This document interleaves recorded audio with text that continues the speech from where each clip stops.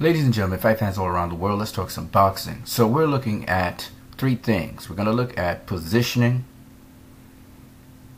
We're going to look at pivoting. And then we're going to look at timing really quickly, okay? Now in boxing, these things are very important, okay? Let's start off with positioning. Your stance really determines a lot how you're able to fight, your fighting style, etc. Your stance is the most balanced position and the most comfortable balanced position you can have. If you don't sit into your stance, you can't get power out of your punches. You can't move defensively how you would like to, irregardless of your style. So your stance is very important. Some people have a wide stance. Some people have a stance that is a little wider than their hip. Some people have a small stance for various reasons. Okay. Some people have a stance which is they maintain their full height, so they're like fighting tall. Some people have a crouched stance.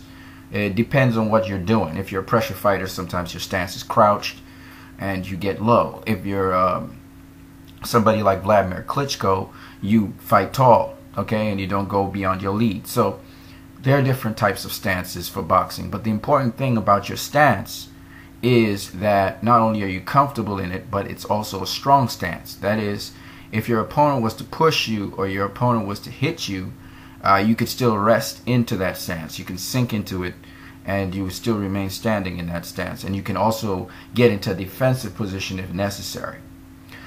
That's stances. Let's talk about the pivot. The pivot in boxing is very critical because pivoting changes the angle of approach. So, what could be a disadvantageous angle of approach where you can't respond by simply pivoting? You can change that angle of approach by your opponent. So, right in front of you right here are some pictures. Now, you can pivot on either your back foot or your front foot. So if we look at the pictures here, if you look at this first picture here, picture 1, you're looking at two opponents facing each other in the ring. This is their neutral stance because either guy right now, if they were to throw a punch, it could be blocked by the opposite guy. Okay? Now, this guy, he could slide out. He could pivot out. So here, if he pivots off his front foot, he'll move his back foot here. The blue is the feet. No, actually, let me see. No, the blue is the hands and the black is the feet. So if he was to pivot out this way, okay, he's pivoting on his front foot, he pivots out this way, and then he pivots out on his back foot, it moves him to this distance right here. Okay? Now he could also slide off his front foot. He could slide and then slide and he would come over here. This is a pivot from off the front and then off the back. Okay? So the whole guy, he pivots this way and then he'll pivot back this way. So he gets away from his opponent. Because his opponent could move in on him. If he moves in on him, he's going to come straight. Or he may anticipate and move his back foot this way and then his front foot would come this way. Alright? He won't cross himself because if he crosses himself, then he puts himself in a position where he looks something like this. And when he's in this position, he has to go across his body to land his power punch if he's an orthodox fighter. And he can still try to jab, but he's open. His body's open for crosses this way and crosses this way. Okay?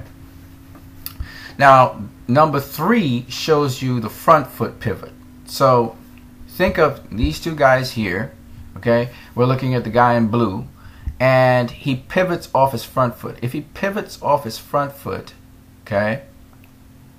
If he pivots off his front foot, so he moves this way. He pivots this way. So this is his fulcrum, and he pivots this way. He gets into what's called a T angle. And this is called a T angle because his body is perpendicular to his opponent's body. And by putting yourself into a T angle, this is when you're moving in. You know, Manny Pacquiao sometimes does this. You know, but he's a southpaw, so we can't talk about him. But the point is, it's a T angle. Now, by putting yourself into a T angle, as Jermell Charlo did to one of his opponents, you actually open up your opponent for attack, and he can't counter you. You know, the most he can do is throw a jab, and you can see that. But you're also squared up. So if you don't get into this position and attack your opponent before he attacks you, he could hit you, you know, square. He could jab you. Okay. Now, this is a front foot pivot. This is a front foot offensive pivot. So you pivot into your opponent, and then you're able to land your left hook on him, your right hook on him, you know, a straight right on him followed by a left hook. You can put combinations together because he's less likely to be able to really hit you. He's in a position where he can't really hit you properly. Okay? And if he does, he opens up himself for counters. Really good ones. All right? So that's the front foot pivot. Now I'm going to show you the back foot pivot. And the back foot pivot is used as a defensive maneuver. So here we have both people here. Okay? And now if I pivot off my back foot right here where I am, I pivot off my back foot. I'll pivot backwards off my back foot. I actually put myself in a position like this. Okay? I know the angle here has been changed, but if I am to just pivot back here, I pivot away from my opponent. Now I look something like this. I'm a further away, of course, as you can see.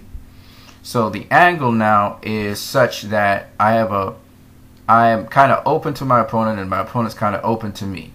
So what I immediately do after that pivot is I pivot off my front foot so I can maintain that same angle of approach we had before. But I'm a little bit more open so I can have a view of my opponent. Now you see that happen a lot with boxers.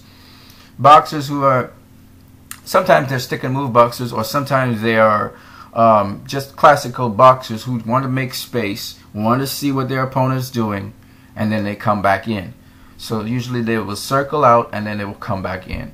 So in boxing, there's a lot of pivoting that goes on. You don't just walk into your opponent. You do a lot of pivots. There's a lot of pivots. If you watch Chris Algieri fight Manny Pacquiao, you see Chris Algieri doing a lot of pivots because you're usually moving in a circle.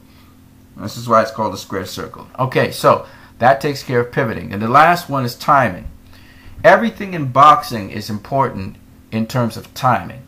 That's the most important part of boxing because you have 3-minute rounds, okay?